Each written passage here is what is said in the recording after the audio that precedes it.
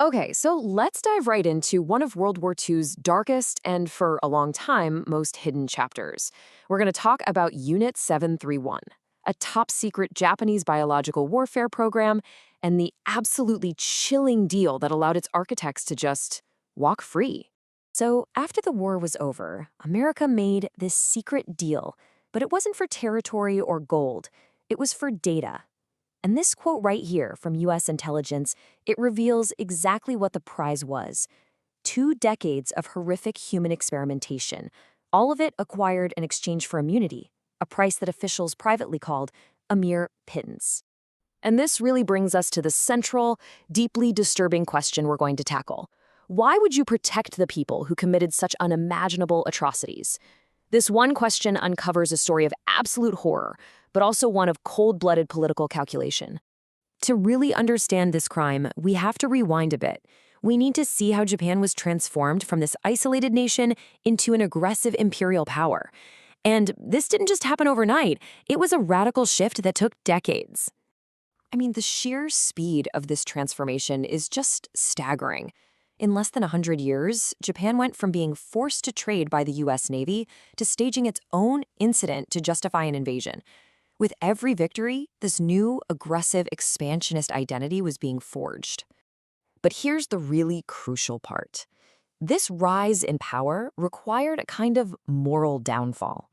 The old code of Bushido, which valued things like benevolence and even said you had to help wounded enemies, was systematically replaced by something called the Imperial Way. And this was a ruthless new ideology that promoted absolute obedience and the idea of Japanese supremacy. This new way of thinking created a moral vacuum. It justified atrocities that completely betrayed centuries of tradition because the enemy was no longer seen as human. And that right there, that became the philosophical foundation for Unit 731.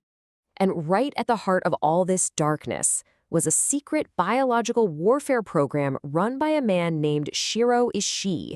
Now get this, its official name was the Epidemic Prevention and Water Purification Department, a completely harmless-sounding name for a place of pure, unadulterated evil. The very foundation of their work was dehumanization.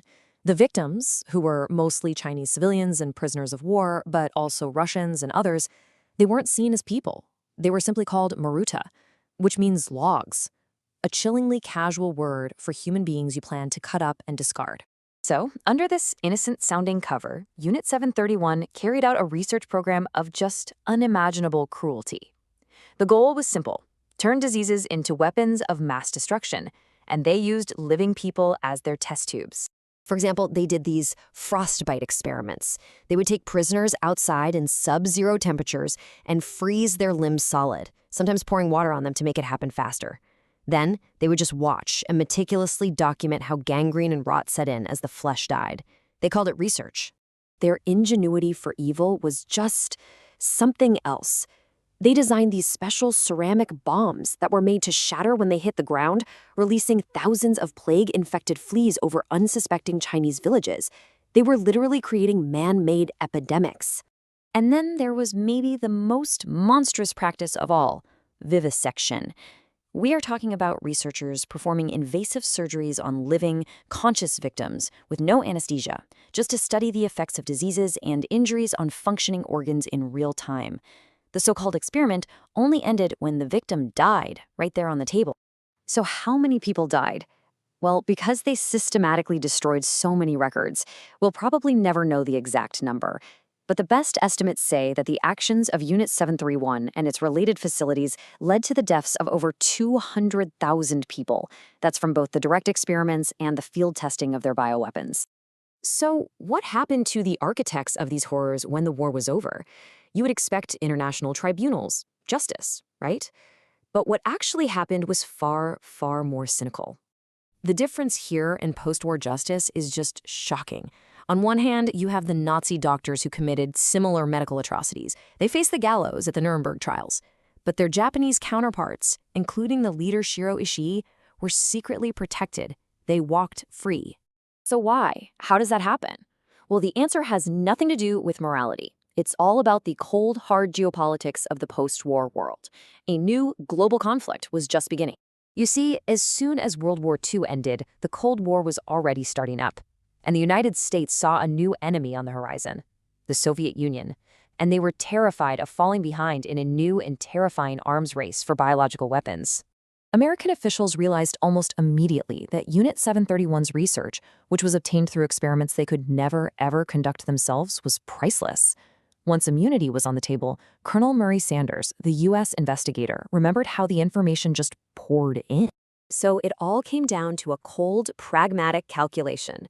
The U.S. authorities decided that the strategic value of the data, understanding plague, frostbite, disease transmission from a human perspective, that all of that outweighed the moral imperative to seek justice. But this deal, it didn't just let criminals go free. It had these profound, long-lasting consequences. It basically poisoned the historical record and left these deep, unhealed wounds all across Asia. The American cover-up basically enabled Japan to avoid a full reckoning with its own past. For decades, the very existence of Unit 731 was officially denied. This silence created this enormous bitterness, especially in China, and it meant that for generations, the victims and their families saw no acknowledgement, let alone justice. You know, this quote from a consultant at the Nuremberg trials, he was talking about the Nazi doctors, but it applies perfectly here. Great evils often begin not with a bang, but with a subtle philosophical shift, the idea that some lives are simply less valuable than others. Ultimately, the story of Unit 731 is just a stark reminder that the compromises made in the shadows of national security, they have real human costs that echo for generations. And it forces us to confront this deeply unsettling question: when a nation trades justice for power, who really pays the final price?